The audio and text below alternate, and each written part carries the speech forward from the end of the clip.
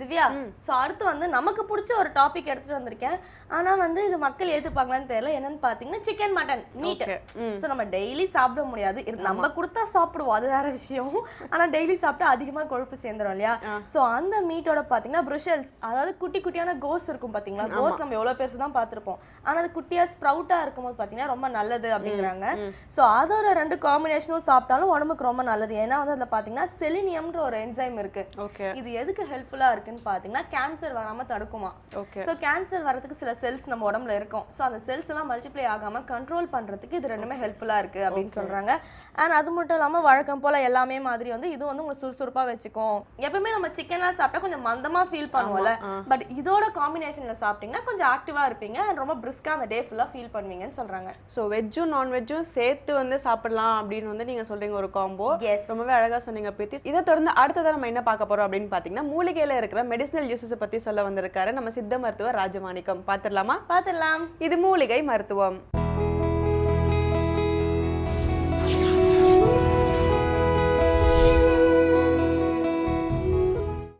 உலகெங்கும் உள்ள வேந்தர் டிவி நேயர்களுக்கு காலை வணக்கம். இப்போ நம்ம பார்க்க போகிற மூலிகை மருத்துவம் வந்து மூளை வெடிப்புன்னு சொல்லுவாங்க. அந்த ஆசன வாயில் வந்து வெடிச்சிருக்கும் சில பேருக்கு. அது வந்து கத்தியில் அறுத்தாமானி இருக்கும். அதனால் அவங்களால மலங்கழிக்கவே முடியாது. மலங்கழிக்க போகும்போதெல்லாம் வலி தாங்க முடியாது, ரத்தம் நிறையா போகும். அவங்களுக்கு வலி எவ்வளோன்னே சொல்லவே முடியாது. இது என்னென்ன மருந்து சாப்பிட்டாலும் அது சரியாகாமல் ரொம்ப அவதிக்குள்ளாயிடுறாங்க. அவங்களுக்கு முக்கியமாக வந்து துத்தி இலை. துத்தி இலைன்னா உங்களுக்கு ரோட்டோரம் பூரா இருக்கும். இதில் வந்து காய் வந்து இந்த சக்கரை மாதிரி இருக்கும். இதை அடையாளம் பார்த்துக்கிறணும். வரி வரியாக இருக்கும் இந்த காய். இந்த காய் வந்து சக்கரம் போல் இருக்கும். இதுதான் வந்து துத்தி இலை. இந்த துத்தி இலையை வந்து தேடுறேன். இது எல்லா இடத்துலையும் தெருவெல்லாம் இருக்குது, ரோட்டோரம் பூரா இருக்குது. இதை பற்றி கவலையப்பட தேவையில்லை. இந்த துத்தி இலையை சாப்பிட்டவங்களுக்கு மூலமே இருக்காது. மூலத்தை வர கஷ்டமெல்லாம் போக்கிடும். அந்த அளவுக்கு துத்தின்றதே சுத்திகரிப்பு செய்யக்கூடியது. அதை மாற்றி துத்தின்னு வச்சுருக்காங்க. சுத்திகரிப்பு உடல் முழுவதும் சுத்திகரிப்பு செய்கிறது, மலகுடலை சுத்தம் செய்கிறது, மலகுடல் ஆசனவாயை சுத்தம் செய்கிறது, ஆசன வாயில் உள்ள வெடிப்புகளை சுத்தம் செய்கிறது, உடலில் உள்ள உப்புத்தன்மையை கரைக்கக்கூடியது. உடலில் வந்து உப்புத்தன்மை அதிகமானால் தான் ஆசன வாயில் வெடிக்கும். அந்த உப்புத்தன்மையை கரைக்கும். அந்த மூலத்தினுடைய அந்த துன்பத்தை வந்து குறைக்கக்கூடியது. அந்த மூளை இருந்துட்டாலே ரொம்ப அவதிக்குள்ளாவாங்க. கீழே உட்கார முடியாது, இருசக்கர வாகனம் ஓட்ட முடியாது, எல்லா இடத்துலையும் போய் நின்றுக்கிட்டே தான் இருப்பாங்க. ஏன் நிற்கிறாங்கன்னா உட்காந்தா ரத்தம் வந்துடும். இப்போ உட்காந்தா ரத்தம் வருதுன்னா அந்த அளவுக்கு ரொம்ப மோசமாக இருக்கும். ஒரு நாளைக்கு குறைஞ்சது ஒரு கைப்பிடி அளவு ரத்தம் போயிடும். அப்போ வந்து அவங்க என்னென்ன சாப்பிட்டாலும் அவங்க உடல் மெலிஞ்சிக்கிட்டே போகும். அவங்களுக்கான மருந்து இது. இந்த துத்தியை வந்து பயன்படுத்துகிறோம். அந்த துத்தியை பயன்படுத்தும் பொழுது எந்த அளவுக்கு அந்த மலகுடலில் சிக்கல் இருந்தாலும் அதை வந்து சரி செய்யக்கூடியது. அதோடு சேர்ந்து ரோஜாப்பூ, பன்னீர் ரோஜாவை பயன்படுத்துகிறோம். பன்னீர் ரோஜா ஏன் பயன்படுத்துகிறோம்? இது வந்து மென்மையாக இருக்கக்கூடியது. இதனுடைய துவர்ப்புத்தன்மை போய் எந்த இடத்துல ரணம் இருந்தாலும் அந்த ரணத்தை போக்கக்கூடியது. அந்த ரணம் வந்து சரியாகிட்டே இருக்கும் அந்த ரோஜாப்பூவை சாப்பிடும்போது. அதே மாதிரி அத்தியில் வந்து இந்த பழத்தை எடுக்காமல் காயை மட்டும் எடுக்கணும். இந்த காயை பயன்படுத்தணும். காயை பயன்படுத்தணும்னா எவ்வளவு மோசமான ரணமாக இருந்தாலும் அந்த ரணத்தை போக்கக்கூடியது. அந்த வாசன வாயில் வெடிப்பாக இருந்தாலும் அதை சரி பண்ணக்கூடியது. இந்த அத்திக்காயை வந்து பயன்படுத்தணும். அத்திக்காய் இப்போ வந்து நல்ல ஒரு நேரத்தில் கிடைக்குது. இதை வந்து அதிக அளவு வவ்வால், குயில், புறா இதெல்லாம் எடுத்து சாப்பிட்றோம். பறவைகள் முழுவதும் எடுத்து சாப்பிட்றோம். மைனாக்கள் நிறையா விரும்பி சாப்பிடும், காகம் நிறையா சாப்பிடும். இதெல்லாம் சாப்பிட்றத வச்சு தான் மனிதன் கண்டுபிடிச்சான். இது என்ன எல்லா பறவையும் திங்குது, நம்ம திம்பமேனு. ஒவ்வொன்றும் சாப்பிட்றத பார்த்து தான் மனிதன் கண்டுபிடிச்சிருக்காங்க. அந்த அத்திக்காயை வந்து பயன்படுத்தணும். அதோட வந்து நம்ம பூண்டு பயன்படுத்துகிறோம். பூண்டை பயன்படுத்தும் பொழுது நிறைய நன்மைகள் கிடைக்கும். ஏன்னு கேட்டிங்கன்னா அந்த இடத்துல இந்த பூண்டினுடைய காட்டம் போகும்போது எரிச்சல் இல்லாமல் இருக்கும். இந்த காட்டத்தோடு சேர்ந்து இந்த துத்தி இலையும் நம்ம சேர்க்கும்போது நிறைய நன்மைகள் கிடைக்கும். இதோடு சேர்த்து பனை வெல்லம் சேர்க்குறோம். பனை வெல்லம் சேர்க்கும்போது இதெல்லாம் சேர்ந்து மருந்தாக மாறும்போது அந்த ஆசன வாயில் உள்ள வெடிப்புகள் மறையிறதுக்கு நிறைய வாய்ப்புகளை உண்டு பண்ணும். இதை வந்து தினந்தோறும் சாப்பிட்ணும். நம்ம சாப்பிட்றதும் இல்லாமல் நம்ம சாப்பிட்ற உணவுகள் வந்து கம்மங்கூழ் குடிக்கணும், சோளக்கூழ் குடிக்கலாம், கேப்பக்கூழ் குடிக்கவே கூடாது. கேப்பையில் செய்த எந்த பொருள் சாப்பிட்டாலும் அந்த வெடிப்பு வந்து கூடிக்கிட்டே போகும். அவங்களுக்கு மூலத்தினுடைய தாக்கம் அதிகமாகிட்டே போகும். அதனால் கடினமான உணவுகள் சாப்பிடக்கூடாது. நல்லா வந்து தண்ணியாக இருக்கணும். வந்து மோர் சோறு சாப்பிட்லாம், தப்பு கிடையாது.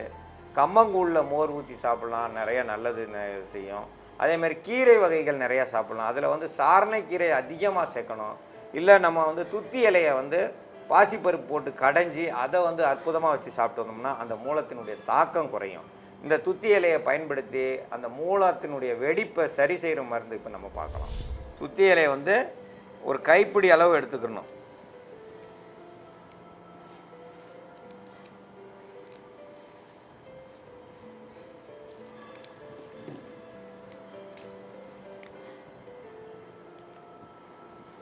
ஒரு கைப்பிடி அளவுக்கு எடுத்துக்கலாம். இதை வந்து காம்பனிக்கிட்டு நல்லா பிச்சு போட்டோம்னா கொஞ்சம் இடிக்கிறதுக்கு கொஞ்சம் நல்லாயிருக்கும். ஒரே ஒரு பல் ஒரே ஒரு பல் பூண்டு போதுமானது. அதிகம் போடக்கூடாது பூண்டை. ஒரே ஒரு பல் பூண்டு போட்டால் போதுமானது. இதில் அத்திக்காய் வந்து ஒரு 3 காய் எடுத்துக்கலாம். 3 அத்திக்காய் எடுத்துக்கலாம். அத்திக்காய் வந்து கிள்னோம்னா பால் வரும். பால் வர்றதால பயப்பட தேவையில்லை. பால் வந்து அது வந்து நம்மளை ரணத்தை வந்து போக்கக்கூடியது, வெடிப்புகளை போக்கக்கூடியது.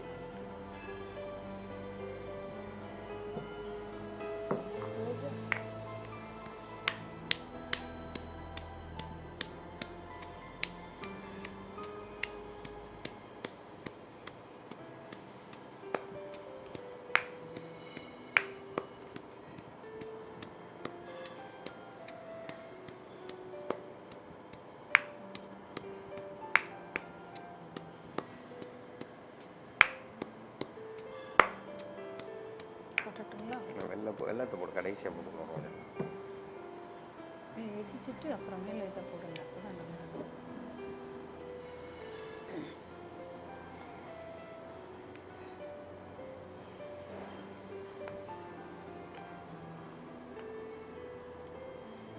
பனை வெல்லம் நம்ம தேவைக்கு ஏற்ப சேர்த்துக்கலாம்.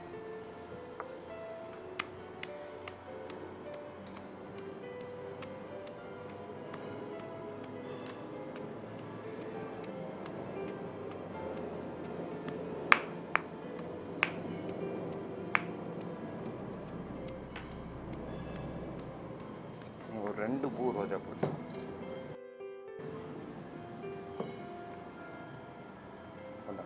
ரோஜா, பன்னீர் ரோஜா வந்து 2 பூவினுடைய இதழ் முழுசும் போட்டுக்கிறணும்.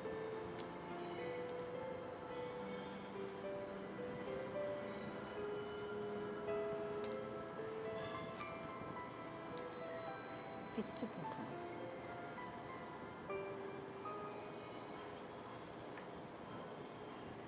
எங்களுக்கு சுகர் இருக்குது, அதனால பனை வெல்லம் சேர்த்தாக்கா சுகர் கூடுது அப்படின்னலாம் வந்து நிறைய பேர் சொல்கிறாங்க. சுத்தமான பனை வெல்லம் நீங்கள் சேர்த்துக்கிட்டீங்கனாக்கா சுகர் வந்து ஏறவே ஏறாது. எந்த அளவுக்கு வந்து சுத்தமான நீங்கள் பனை வெல்லம் பார்த்து நீங்கள் வாங்கணும். பனை வெல்லத்தை வாங்கி உடச்சி பார்த்தீங்கன்னாக்கா அப்படியேவும் அதை பேரை கருப்பட்டி, நாட்டுப்புறத்தில் கருப்பட்டின்னு சொல்லுவாங்க, உடைச்சாக்கா அப்படியேவும் பிஞ்சிரும். வேறு கலப்படமானதுனாக்கா நீங்கள் சுத்தியில் வச்சு கல்லை வச்சு தட்டுனீங்கனாலும் உடைக்காது. அது கூட வந்து கரும்பு சர்க்கரையை வந்து சேர்த்துருப்பாங்க. அப்படி சேர்த்தாங்கனாக்கா அந்த பனை வெல்லம் சுத்தமானதாக இருக்காது. அந்த கரும்பு சாறு சேர்த்ததுனால தான் வந்து சுத்தமான இல்லாமல் இருக்கிற பனை வெல்லத்தை நீங்கள் சேர்த்து சாப்பிட்டீங்கன்னா தான் சுகர் ஏறும். சுத்தமான பனை வெல்லம் வந்து நீங்கள் கேட்டு வாங்கினீங்கனாக்கா சுகரே ஏறாது. அதனால் இதை சாப்பிட்டுட்டு வர்றப்போ ரத்தமாக வெளியேறிட்டு இருந்தாலும் மலச்சிக்கல் வந்து அவங்களுக்கு அதிகமாக இருக்கும். மலச்சிக்கல் இல்லாமல் வந்து அவங்க உணவுகள் எடுத்துக்கிறணும். மொச்சக்கொட்டை, மீன், கோழிக்கறி, அகத்திக்கீரை, பாவக்காய், காராமணி இந்த உணவுகள்லாம் வந்து நீக்கிறணும். அவங்க எளிதில் செரிக்கக்கூடிய உணவுகளை சாப்பிடணும். கேழ்வரகு, ராகியில் செஞ்ச பொருள்கள் வந்து நீர் சத்து இல்லாமல் போயிடும். அதனால் அதை எடுத்துக்கிறக்கூடாது. நல்லெண்ணெய் சேர்த்து சாப்பிட்டாங்கன்னா உடம்பு ஈர்க்கமாக இருக்கும், மலச்சிக்கல் உண்டு பண்ணிடும். அதனால் இந்த வெடிப்பு மூலம், உள்மூலம், வெளிமூலம், இந்த மலச்சிக்கல் மூலம் வெடிப்பு உள்ளவங்கெல்லாம் பார்த்தீங்க இந்த இதை எடுத்துக்கிறவே கூடாது. நல்லெண்ணெய், கருவாடு, மீன், மாமிச உணவுகளே அவங்க வந்து தவிர்த்துட்டாங்கனாக்கா அவங்களுக்கு வேதனை இல்லாமல் இருப்பாங்க. தண்டங்கீரை இதெல்லாம் வந்து சாப்பிடக்கூடாது. அவங்க அப்படி சாப்பிட்டாங்கன்னா மலச்சிக்கல் வரும். நீர் காய்கள் வந்து அவங்க அதிகமாக சேர்த்து சாப்பிடணும். மலச்சிக்கல் இல்லாமல் வந்து இது வந்து சிறந்த மருந்து. இதில் வந்து துத்தி இலை வந்து ஒரு 20 கிராம் அளவு சேர்த்துருக்கேன். 2 ரோஜா பூ சேர்த்துருக்கேன். 3 அத்திக்காய் சேர்த்துருக்கேன். ஒரே ஒரு பல் பூண்டு சேர்த்துருக்கேன். தேவைக்கேற்ப பனை வெல்லம் சேர்த்துருக்கேன். பனை வெல்லம் வந்து ஒரு 50 கிராம் அளவு சேர்த்துருக்கேன். எல்லாத்தையும் போட்டு நல்லா இடித்து நல்லா உருட்டி எடுத்து வச்சுருக்கேன். இது அப்படியே சாப்பிட்டோம்னா மலகுடலில் எவ்வளோ ரணம் இருந்தாலும் சரியாயிடும். இன்றைக்கி இரவு சாப்பிட்டிங்கன்னா நாளைக்கு காலையில் ரத்தம் வராது. அப்போ அதை விட வேகமாக எந்த மருந்தும் வேலை செய்யாது. இப்போ சாப்பிட்டோம்னா நாளைக்கு காலையில் மலம் கழிக்கும் போது ரத்தமே வராது. அப்போ அதிவேகமாக வந்து நம்ம உடம்புல வேலை செய்யும். அந்த வெடிப்புகளை வந்து சரி செய்யும். குடலில் உள்ள ரணங்களை போக்கக்கூடியது. குடலில் உள்ள ரணங்களை போக்க தான் இது வந்து அற்புதமாக வேலை செய்யக்கூடியது. இந்த மூளை வெடிப்பு இருக்குதுன்னு கவலைப்பட வேண்டியதில்லை. இது மூளை வெடிப்புக்கு இது ஒரு அற்புதமான மருந்து. இதை வந்து சாப்பிட்டோம்னா சும்மா இருக்கிறவங்க சாப்பிட்டா இன்னும் நல்லா இருப்பாங்க. நோய் உள்ளவங்க சாப்பிட்டா அந்த நோய் குறையும். சாதாரணமாக நம்ம எப்படி சாப்பிடுவோம், எல்லாரும் எல்லா மருந்தும் சாப்பிடலாம் இல்லை. இதை நம்ம சாப்பிட்டோமா நல்லா இருப்போம். குழந்தைகளா இதில் பாதி கொடுங்க. ஒரு 10 வயசு பசங்களுக்கு பாதி வரைக்கும் கொடுக்கலாம், தப்பே கிடையாது. அந்த வலிக்குதுன்னு மலம் கழிக்கும் போது வலிக்குதுன்னு அழுகிற பிள்ளைங்களுக்குலாம் அழுகையே வராது, நல்லாயிருக்கும், சுகமாக இருக்கும். அப்போ வந்து ரத்தமே வராது. சிலர் பார்த்திங்கன்னா ரத்தமாக தான் போய்கிட்டு இருக்கோம், அவங்களால உட்காரவே முடியாது. அவங்களுக்கு இது சிறந்த மருந்து. இன்றைக்கி பார்த்திங்கன்னா எல்லாரும் வந்து கணினியில் வேலை செய்கிறதால ஒரே இடத்துல இருப்பிடத்தில் உட்காந்துருக்கிறதால அவங்க உடல் சூடு கீழே போய் மீண்டும் போய் ஆசன வாயு வழியாக போய் அந்த சூடு அதிகமாகி அங்கேருந்து ரத்தம் வர ஆரம்பிச்சிடும். அப்போ வந்து கீழே வந்து நல்ல ஒரு கனமான துண்டை வந்து போர்வையை சுருட்டி வச்சு சுருமாடு மாதிரி வச்சு அதுக்கு மேலே உட்காரணும். அதுக்கு மேலே உட்காந்துட்டு வந்தாங்கன்னா நிறைய நன்மையை தரும். அதனுடைய எரிச்சல் அடங்கும். எரிச்சல் அடங்குனா அந்த மலத்தில் வர ரத்தம் குறைய ஆரம்பிச்சிடும். அதில் உள்ள வெடிப்புகள் வந்து மறைய ஆரம்பிச்சிடும். ஏன்னா இதில் அத்திக்காயினுடைய பால் தன்மை போய் சேரும்பொழுது அந்த வெடிப்புகள் வந்து ஆற ஆரம்பிச்சுட்டு வெடிப்புகளே இருக்காது. ஆசனவாய் வெடிப்பே இருக்காது. ஆசனவாய் வெடிப்பு இருந்தாலே அவங்களால சமமாக கீழே உட்காரவே முடியாது. ஒரு பக்கம் தொடையிலே தான் உட்காந்துருப்பாங்க, ஒரு பக்கம் இல்லைன்னா இந்த பக்கம் தொடையில், இப்படியே மாறி மாறி உட்காந்துருப்பாங்க. இருசக்கர வாகனம் ஓட்டும்போது அந்த தொடையிலே தான் உட்காந்துருப்பாங்க, நேராக உட்காந்து ஓட்ட முடியாது. அப்போ ஒரு சாட்சிக்கிட்டே தான் ஓட்டிகிட்டு போவாங்க. என்ன இந்த ஆள் இப்படி போகிறான்னா அவங்களுக்கு உள்ள கஷ்டம் அந்த மாதிரி இருக்குது. அதனால் அந்த மூளை வெடிப்புகளுக்கு இது ஒரு சிறந்த மருந்து. இதை வந்து எப்போ சாப்பிட்லாம், எது சாப்பிட்லாம்? இரவு நேரத்தில் சாப்பிட்ணும். காலையில் சாப்பிட்றத விட இரவு சாப்பிட்டிங்கன்னா மறுநாள் காலையில் பாதி நோய் சரியாகும். அப்போ இதை தினந்தோறும் ஒரு உருண்டை அளவு சாப்பிட்டா போதும். இது 3 நாளைக்கு நம்ம செஞ்சுருக்கோம். இது 3 நாளைக்கு இப்படியே வச்சுருந்தாலும் ஒன்றும் ஆகாது, கெட்டும் போகாது. அப்படியே சாப்பிட்லாம், தவறே கிடையாது. நல்லா மட்டும் அரைச்சிருங்க. மையாக அரைச்சிட்டு அதுக்கப்புறம் இந்த உருண்டை பிடிச்சி வச்சுக்கிட்டு நம்ம எடுத்து சாப்பிட்டோம்னா தப்பே பண்ணாது. ஏன்னா பனை வெல்லத்துக்குள்ளே இருக்கிறதால கெட்டு போகாது, நல்ல நிலையில் இருக்கும். இதை சாப்பிட்டோம்னா அந்த வெடிப்புகளில் இருந்த வர ரத்தம் குறைஞ்சிரும். அந்த வெடிப்புகள் கொஞ்சம் கொஞ்சமாக மறைஞ்சிட்டு போகும். கொஞ்சம் கொஞ்சமாக மறைய சுகமாக இருக்கும். அப்போ பார்த்தீங்கன்னா முகம் மலர்ச்சியாக இருக்கும். அந்த முகம் வந்து சுருங்கி போயிருந்தாலே அங்கே நோய் அதிகமாக இருக்குதுன்னு அர்த்தம். முகம் வந்து நல்ல தெளிவாக இருந்துச்சுன்னா அந்த நோய் குறைஞ்சிக்கிட்டு வருதுன்னு அர்த்தம். இதெல்லாம் விட்டுட்டு நான் வேறு மருந்து எடுக்கிறேன், நான் அங்கங்கே மருந்து தடவலாம், தவறே கிடையாது. இதையும் ஒரு மருந்தாடுங்க, தப்பே கிடையாது. நீங்கள் எந்த மருந்து சாப்பிட்டாலும் தவறு கிடையாது. அதோடு இந்த மருந்து சாப்பிட்டிங்கன்னா அந்த மூளை வெடிப்பு ரொம்ப சீக்கிரமாக சரியாகும். ஏன் சீக்கிரமாக சரியானால் தான் நல்லது. இதை விட்டுட்டு நம்ம இதெல்லாம் சாப்பிடாமல் இருந்தால் அந்த வெடிப்பு கூடுமே தவிர குறையவே குறையாது. தலைக்கு எண்ணெய் வைக்கணும். நிறையா பேர் எண்ணெய் வைக்கிறது இல்லை. அந்த தலை சூடு உடல் முழுவதும் இறங்கி அந்த சூடு வந்து அந்த மூளை வெடிப்பை உண்டு பண்ணணும். அதே மாதிரி கை காலில் வந்து எண்ணெய் தேய்க்கணும். சனிக்கிழமை எண்ணெய் தேய்ச்சி குளிக்கணும். இதெல்லாம் நிறையா பேர் இன்றைக்கி மறந்துட்டாங்க. அந்த சனிக்கிழமை எண்ணெய் தேய்க்கிறதுல அப்படின்னா என்னான்னு கேட்குற அளவுக்கு ஆகிப்போச்சு. ஏன்னா எண்ணெய் தேய்ச்சி குளிக்காதீங்க நிறைய பேர் சொல்லிடுறாங்க.